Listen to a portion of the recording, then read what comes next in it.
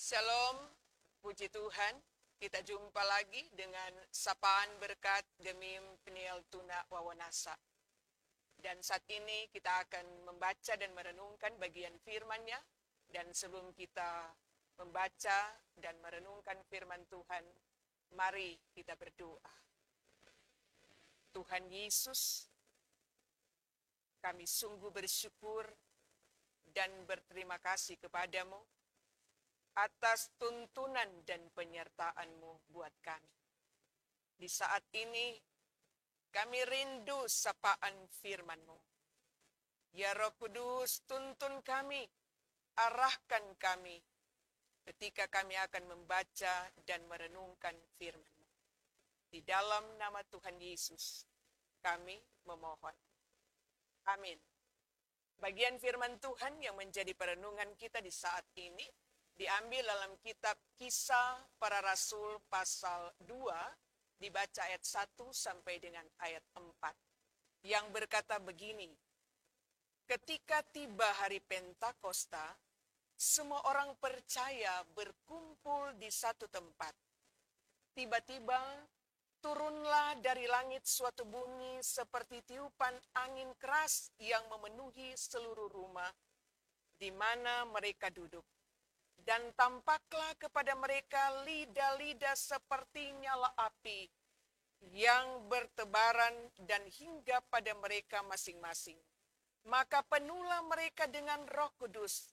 Lalu mereka mulai berkata-kata dalam bahasa-bahasa lain, seperti yang diberikan oleh Roh itu kepada mereka untuk mengatakannya.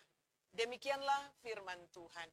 Saudara-saudara yang dikasihi dan diberkati oleh Tuhan, orang yang hidupnya dipenuhi oleh Roh Kudus pasti bisa melakukan perkara-perkara yang besar dan ajaib.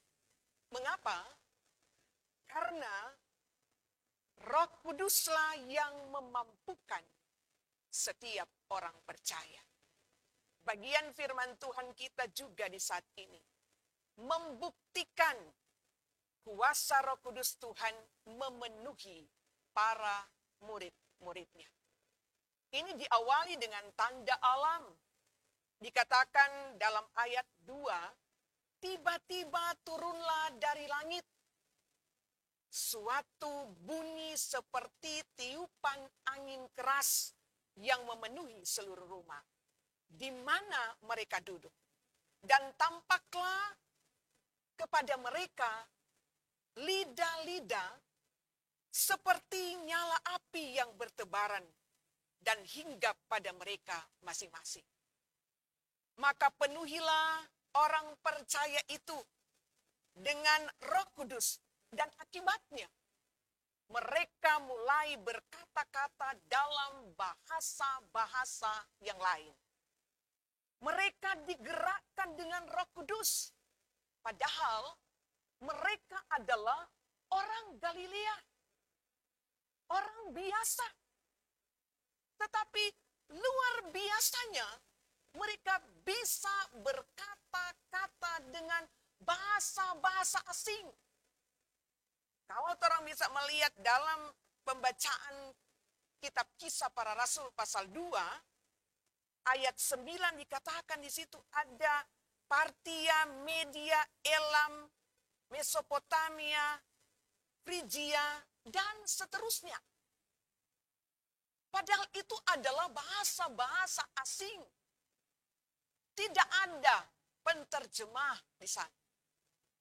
Saudara-saudara yang dikasihi Tuhan, seperti para murid yang dipenuhi oleh Roh Kudus, demikian pun jika kita hidup dipenuhi oleh Roh Kudus dan terus berkarya dalam ketaatan kepada Yesus Kristus, maka sesuatu yang luar biasa dapat terjadi dalam hidup kita. Oleh sebab itu, biarlah hidup kita dipenuhi oleh Roh Kudus. Sebab tanda-tanda orang yang hidup dipenuhi oleh Roh Kudus adalah menjaga kekudusan hidup sesuai dengan firman Tuhan. Saudara-saudara yang dikasihi Tuhan, oleh karena itu, marilah kita tetap terus memohon kepada Tuhan, agar Roh Kudus Tuhan terus memenuhi hati kita, agar kita pun akan melakukan apa yang diperintahkan oleh Tuhan kepada kita. Bersaksi tentang Dia, tentang perbuatan-perbuatan Tuhan yang luar biasa, agar nama Tuhan semakin dipuji dan dipermuliakan. Amin. Mari kita berdoa.